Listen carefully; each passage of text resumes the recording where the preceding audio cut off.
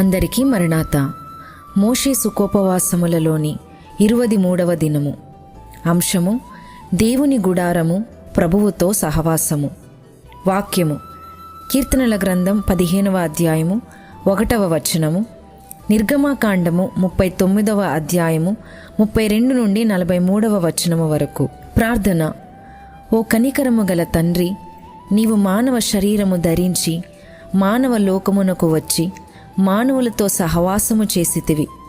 పరమదేవుండవైన నీవే మాతో సహవాసము చేయగా మేమెందుకు మీతో సహవాసము చేయకూడదు? నీవు మానవులతో సహవాసము చేయడమును బట్టి నీకు మానవులతో సహవాసము చేయుట చాలా ఇష్టమని మాకు తెలియచున్నది.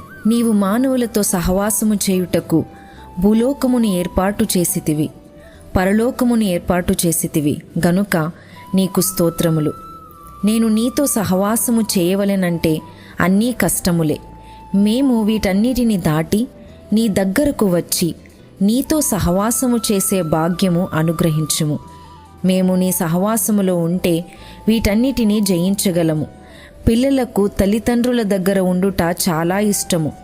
స్నేహితులకు స్నేహితుల దగ్గర ఉండుట చాలా ఇష్టము. వారు మంచివారైనా చెడ్డవారైనా వారికి అనుకూలమైన వారైతే సరి. వీటన్నిటినీ మించినది నీ సహవాసము. నీ సహవాసమును గూర్చి వివరించితే సంతోషమే గాని అది అనుభవించినప్పుడే మేము దానిని సరిగా గ్రహించగలము, సంతోషించగలము. నీ సహవాసమే మొదటిది, దాని తరువాతది మోక్షము. లోకము మొదట వెదకవలసినది ఇదే గాని ఇప్పుడు దానిని విడిచిపెట్టివేసినది. మేము కనిపెట్టు గంట చదివినాము, దానిలో నీ సన్నిధిలో నుండుటను గూర్చి ఉన్నది. సన్నిధిలో ఉన్నప్పుడే మేము దర్శనములు చూడగలము, మీ మాటలు వినగలము, మా ఓపికను తర్ఫీదు చేయగలము, కష్టములను జయించగలము. సహవాసము అడిగితే మాత్రము చాలదు, అడిగి దానిని పొంది అనుభవించే కృప దయచేయుము. మేము బయటికి వెళ్ళి పొందుట కాదు, ఇప్పుడే ఇక్కడే నీ సహవాస భాగ్యము పొంది అనుభవించే కృప దయచేయుము. ప్రభుయేసు ద్వారా ఈ కోరికను నెరవేర్చుమని వేడుకొనుచున్నాము. ఆమేన్. పాఠము: యెహోవా నీ గుడారములో అతిథిగా ఉండదగిన వాడెవడు? దావీదు కీర్తన 15వ అధ్యాయము 1వ వచనము. పూర్వము ఇశ్రాయేలీయులు 40 సంవత్సరములు అరణ్యములో ఉన్నప్పుడు గొప్ప డేరా గుడారము వేసినారు. దానిలోనికి ప్రభువు వచ్చి మాట్లాడినారు, తన ప్రజలతో మాట్లాడినారు. అయితే గుడారములోనికి వెళ్ళుటకు ఎవరు యోగ్యులు? ఆ గుడారములో దేవుడు మాట్లాడుచున్నాడు గనుక మనిషి మాట్లాడకూడదు. ఒకవైపు దేవుడు మాట్లాడుచుంటే మరొక వైపు మనిషి కూడా మాట్లాడితే ఆయన మాటలు ఎట్లు వినబడును? దేవుడు కొన్ని మాటలు చెప్పుచుంటే మోషే రాసినాడు. దేవుని యొక్క గుడారములో నివసింపదగిన వాడెవడని ఈ వాక్యములో ఉన్నది. మోషే తగినవాడు, ఎందుకంటే మోషే దేవుని యొక్క స్వరూపమును చూచినవాడు, ఆయన యొక్క స్వరము వినగలిగినవాడు.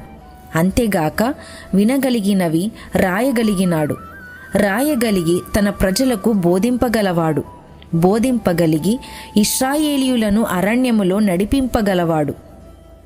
ఈ కీర్తనలు ఏమున్నదంటే, తన నాలుకతో పాపము చేయనివాడు యెహోవా గుడారములో నివసింపదగిన వాడని ఉన్నది.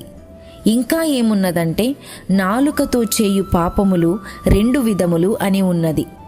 మొదటిది అబద్ధములాడుట, రెండవది పొరుగువాని మీద కీడు మాట్లాడుట. ఈ 2ను నాలుకతో చేయు పాపములు. దేవుడు పలికే మాటలు వినేవాడు మంచి మాటలు పలికేవాడై ఉండవలెను. బయట అబద్ధములాడి ఇతరుల మీద కూడా చెడుగు మాట్లాడినవాడు దేవుని గుడారములోనికి వచ్చి దేవునితో ఎట్లు మాట్లాడగలడు? దేవుడు పలికే మాటలు ఎట్లు వినగలడు? ఆ గుడారము అరణ్యములో వేసిన గుడారము, అది ఆరాధన స్థలము, అది దేవుడును మనుషుడును ఉండే గుడారము. అనగా దేవాలయ గుడారము, గుడి గుడారము. గుడి గుడారమనగా ప్రయాణము చేసే దేవాలయము. మనము ఆదివారము వెళ్ళే గుడి ప్రయాణము చేయక ఉన్న చోటనే ఉండిపోవును. దేవునికి ఒక గుడారమున్నది, అది భూమి మీద 40 సంవత్సరములు ఉన్నది. ప్రకటనలో నరుడు దేవుని గుడారములోనికి వచ్చెను అని ఉన్నది. 7 సంవత్సరముల శ్రమలలో రక్షింపబడిన వారు పెండ్లి కుమార్తె విందులోనికి ముసుగు వేసుకొని వచ్చి వారితో విందు అనుభవింతురు. అతిథి అనగా ఎవరు? ఇంటిలో లేనివాడు, పరస్థలము నుండి వచ్చినవాడు, వచ్చి కొంతసేపు ఉండి వెళ్ళిపోవువాడు. మంచివారే, సజ్జనులే రేపు 7 సంవత్సరాల విందులో పెండ్లి కుమార్తె యొక్క సరసన కూర్చుండి విందు అనుభవించుటకు పిలువబడిన రక్షితులుగా అతిథులై ఉందురు.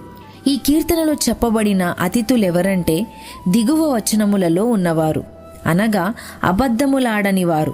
అబద్ధికులనగా ఎవరు? ఈ కీర్తనలో అబద్ధికులు దేవుని గుడారములోనికి రారు అని ఉన్నది. క్రీస్తును ఒప్పుకొనని వారు, అసలైన గడ్డైన అబద్ధికులు వీరే. ఎల్లప్పుడూ ప్రభువునందు ఆనందించుడి అని బైబిలులో ఉన్నది గదా. ఫిలిప్పీయులకు రాసిన పత్రిక 4వ అధ్యాయము 4వ వచనము. శ్రమలయందు విసుక్కుంటూ దేవుడు నా ప్రార్థన వినలేదు అని ఎవరైతే అంటారో అట్టివారు అబద్ధికులు. నేను నా కుమారుని పంపితే అంగీకరింపలేదు, వారిని రక్షించుటకు పంపితే వారు అంగీకరించలేదు, అనగా ఆయనను ఒప్పుకొనలేదు. వీరే అసలైన అబద్ధికులు అని తండ్రి సాక్ష్యమిచ్చును.